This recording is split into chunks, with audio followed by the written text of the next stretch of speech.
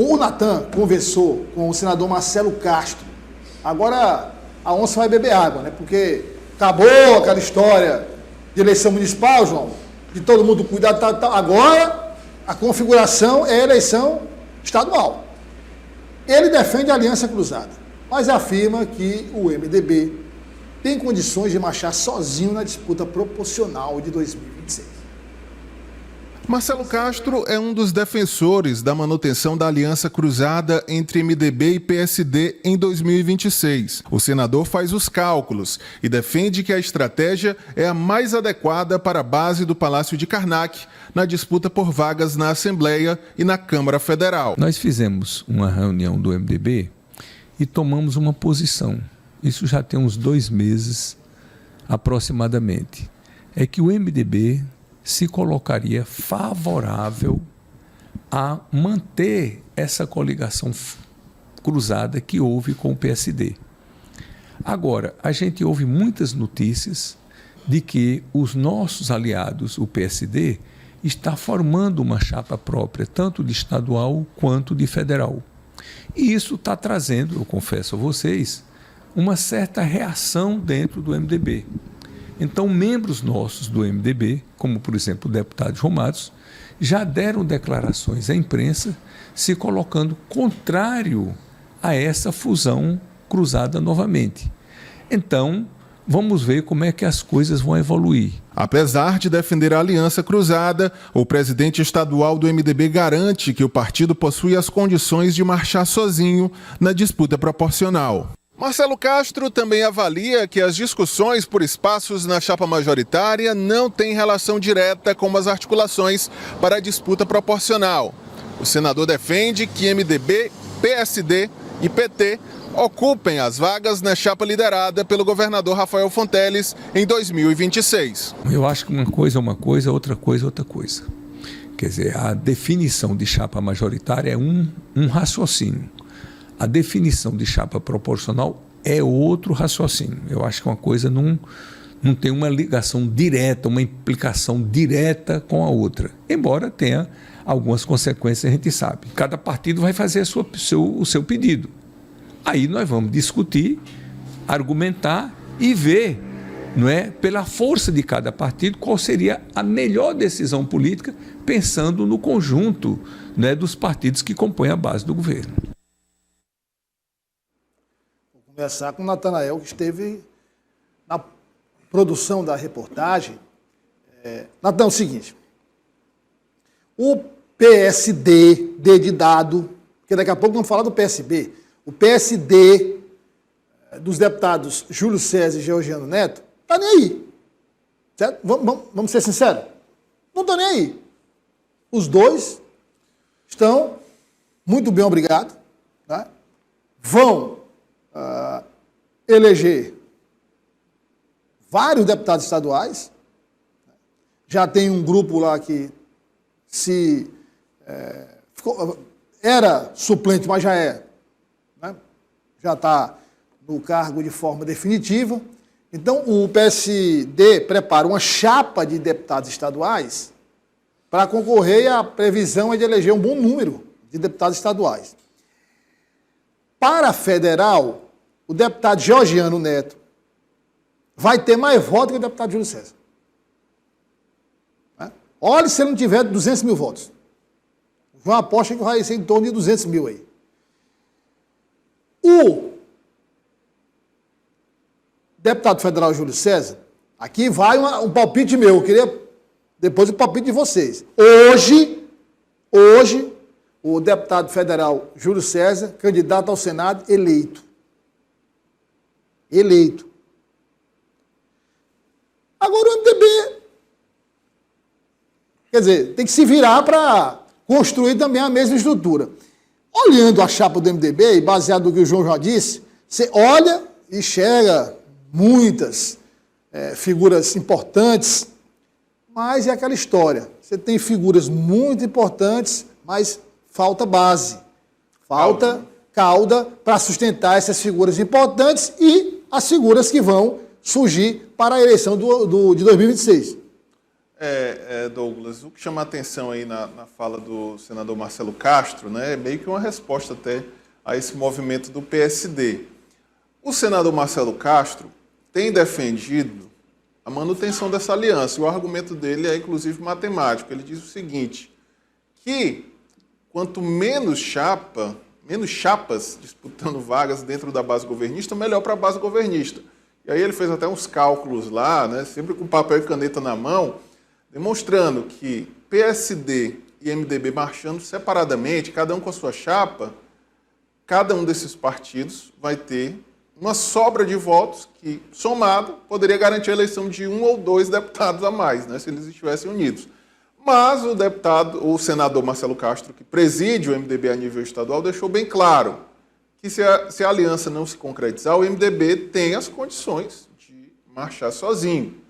Já tem a sua estratégia traçada também, vai trabalhar para atrair lideranças e o que nós conhecemos aí como a cauda, né, para essa chapa. Além dos nomes já com mandato, o MDB vai trabalhar para atrair lideranças regionais, aquelas lideranças com menor potencial de votos, para ajudar a formar a chapa de deputado estadual e também de deputado federal. Agora, o que chamou a atenção também na fala dele, Douglas, só para concluir, é que ele deixou claro aí e publicizou uma insatisfação dos deputados do MDB com algumas declarações recentes e também algumas articulações recentes do deputado estadual Georgiano Neto, que é um dos principais nomes ali que forma essa chapa lá no PSD. Os deputados do MDB estão insatisfeitos com o Georgiano porque acreditam aí nos bastidores da informação que a gente tem, a avaliação é que os MDBistas acreditam que Georgiano Neto meio que avançou o sinal, já conseguiu formatar uma chapa, e é uma chapa que já está quase completa, né? Além dos nomes já de mandato, dos nomes ligados ali mais próximos ao deputado Júlio César e ao deputado Georgiano, alguns outros deputados devem se filiar ao partido, como Thales Coelho, Marden Menezes, outras lideranças, como o ex-presidente da PPM, Toninho de Caridade, o ex-presidente da PPM, secretário de Transporte, Jonas Moura, também deve disputar. Enfim, o partido já tem uma chapa com todas as condições de fazer um bom número de deputados estaduais. E como você disse agora há pouco, para a disputa na Câmara Federal, o partido já tem uma chapa muito atrativa por ter Georgiano Neto, que, sem dúvidas, acho que ninguém vai ter dúvida disso, deve ser o deputado federal mais votado na eleição de 2026 pelo trabalho que vem realizando. Então fica mais fácil atrair lideranças em busca de uma segunda vaga dentro do PSD. E todo esse movimento deixou aí uma insatisfação muito grande nos quadros do MDB, e eu diria que hoje essa aliança cruzada é quase que, não diria impossível, mas improvável diante desse cenário, Douglas. Olha, eu tenho uma pergunta que eu vou deixar para o João, e eu queria ouvir o Ezequiel em relação ao futuro dessa aliança cruzada, que me parece realmente improvável de se repetir, né? Isso mesmo, Doug. O que a gente vem observando é que esfriou. Todas as argumentações sobre esse assunto acabaram esfriando e pelo que a gente vem apurando, não somente nas próprias declarações dos próprios parlamentares, mas também de outros interlocutores desses parlamentares e também de toda essa cúpula, não somente do MDB, como também do PSD, é isso. É que o futuro dessa coligação cruzada está incerto. O que está sendo colocado hoje em voga? Até mesmo o próprio senador Marcelo Castro faz bastantes números, né? Muitas contas sobre esse assunto. Como bem já ressaltou o Natanael, ele tem ali na ponta do lápis que o MDB foi o partido que, apesar de ter saído como segundo colocado no número de prefeituras, foi o que mais conseguiu votos entre todos os partidos da base governista, do que dizer então de todos os partidos na última eleição. E por conta disso, o MDB também tem todo o respaldo necessário para que possa ali também já dialogar, articular, não somente as chapas proporcionais, sejam elas na Assembleia Legislativa do Piauí ou na Câmara dos Deputados, mas também tem as argumentações necessárias para que ele, Marcelo Castro, também esteja nessa chapa majoritária em uma reeleição e também possa manter o nome do vice-governador do Piauí, Temístocles Filho, na vaga que foi conquistada, né, pelo MDB no ano de 2022. Ou seja, tudo está na ponta do papel. Da mesma forma, o próprio deputado Júlio César também fala a mesma coisa, né? Que também possui todas as argumentações necessárias para que possa também marchar sozinho. Então, ambos os lados, não somente do MDB como do PSD, agora, creio eu que dialoga mais nesse sentido de marcharem desunidas, né? Cada um marchar pelo seu rumo, justamente nisso, por conta que isso tudo vai ser trabalhado para saber a viabilidade dessas chapas proporcionais. Creio eu que após a poeira baixar, lá para metade do ano, e sim vai ser dialogado novamente sobre esse assunto, mas hoje é trabalhado isso mesmo, essa montagem das chapas proporcionais, e quem sabe daqui a uns 6 meses a gente possa verificar de forma mais ampla, né, se é possível mesmo a viabilidade dessas chapas proporcionais ou não, pelo que a gente tem de informação agora é que a coligação cruzada não é mais viável. João Magalhães, acho que aí tem um retrato bem claro de estratégia, né? Não só de estratégia, mas de como se conduz o contato com as lideranças, com os prefeitos, vereadores, muito claramente, né? O MDB tem esse leque enorme de parlamentares, tem os prefeitos, tem suas bases, mas o PSD ele tem um trato mais fino com as lideranças, consegue ter uma unidade, realmente uma unidade. Você não vê dissidência no PSD, muito pelo contrário. O PSD você ouve, soma, multiplicação, nunca diminuição nem divisão, né? E contempla vários deputados estaduais, contempla federal, contempla todo mundo, com cargo, com isso, com aquilo. Por que o MDB, que é um partido tão experiente, composto por parlamentares tão experientes, não consegue o mesmo desempenho que o PSD? Eu acho que aí está a diferença, né? Douglas, boa tarde para você, boa tarde aos colegas, boa tarde à nossa audiência. Na verdade, cada um tem um estilo de fazer política, né? Quando você olha para o MDB, você observa políticos bastante tradicionais.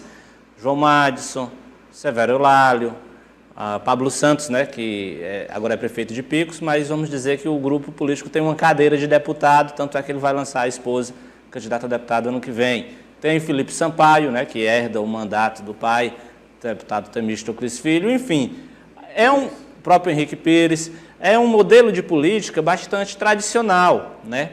Georgiano Neto tem um modelo de fazer política diferente, mais arrojado. E quando a gente fala em PSD, obviamente é um grupo de vários líderes, mas a articulação política hoje realmente é desenvolvida, desempenhada, executada pelo deputado estadual Georgiano Neto, que tem um estilo de fazer política que é muito ativo, né? É um contato com muitas lideranças, é um contato, na verdade, praticamente pessoal. É muito comum a gente ouvir de lideranças que apoiam o Georgiano Neto aquela história: olha, eu sou ligado ao Georgiano Neto porque é aquele deputado que atende a minha ligação, que responde mensagem de WhatsApp na mesma hora. Se não atender e não puder falar naquele momento, ele diz: olha, agora não, mas daqui a 5 minutos eu retorno. Então é aquele tipo de política que os prefeitos e as lideranças do interior gostam, né? Que é a história de dar a atenção e de, obviamente, cumprir uma agenda, né? O deputado Georgiano Neto, ele tem os 4 anos de mandato, sendo ano eleitoral ou não, pode olhar a agenda dele lá, que todo final de semana ele está no interior, está em uma cidade participando de atos de gestão ou atos públicos que, sem dúvida nenhuma, movimentam ali a sua base política eleitoral.